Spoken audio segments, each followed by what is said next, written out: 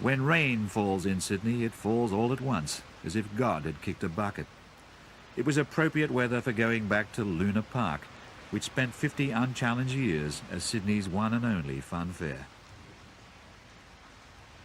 Derelict now, with all the coloured lights turned off that used to beckon us as we rode towards it on the ferry, Luna Park is a place awash with nostalgia for anyone of my generation.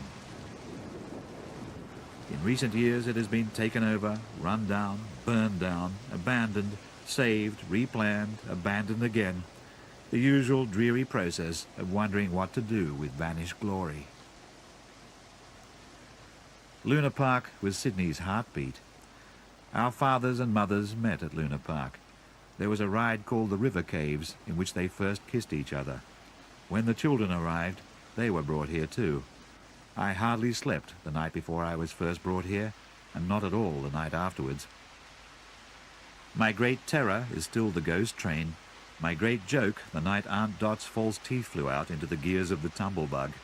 And my great desire, a cloud of pink fairy floss too big to lick without getting my ears sticky.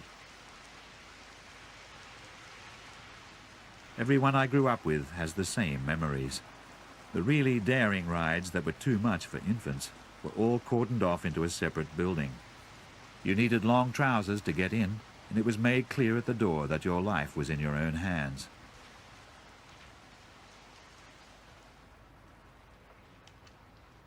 This place used to be full of delighted screams. Now all you can hear is the drip of water and the soft fizz of wood rot. There was a time when one of the loudest sounds was the knocking of my knees.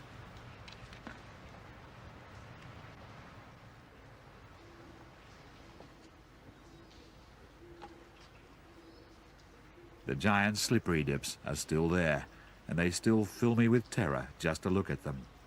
People were carried away from them in plaster casts. During the war, the soldiers on leave would ride on the slippery dips with a girl on their laps, or else ride alone lying face down on the mat, flat out over the bumps with their boots in the air like body surfers on a wave. I looked on from afar, riddled with envy.